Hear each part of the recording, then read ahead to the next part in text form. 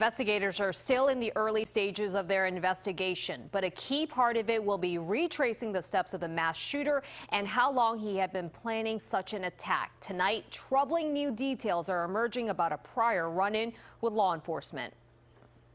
Police say a year before 18-year-old Peyton Gendron targeted a predominantly black Buffalo neighborhood, he made a threat while in high school. It was a generalized threat, not a specific threat directed at a specific place or person. Authorities say the threat, made in June 2021, was not racially motivated, but it was enough to draw a visit from New York troopers. State police had brought this individual in for a mental health evaluation.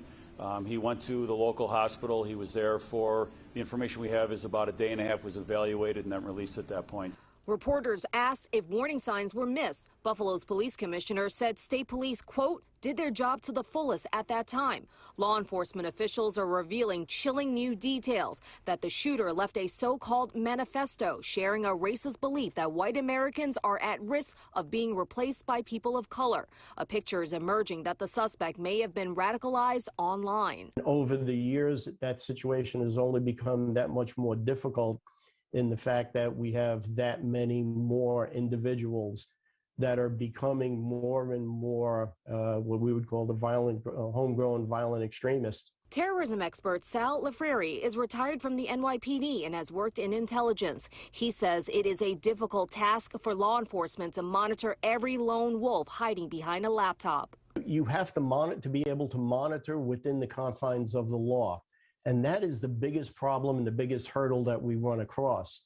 With respect to First Amendment rights and what people are allowed to say. The gunman live streamed the attack on the platform Twitch and allegedly openly discussed his plans on the chat app Discord. Critics are now calling on social media platforms to take responsibility.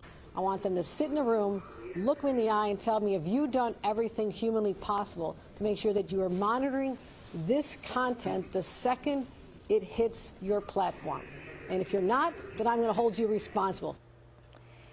Now, the suspect had 3 weapons on him, including an AR-15. Officials would not comment on the timeline of when and how the firearms came into his possession.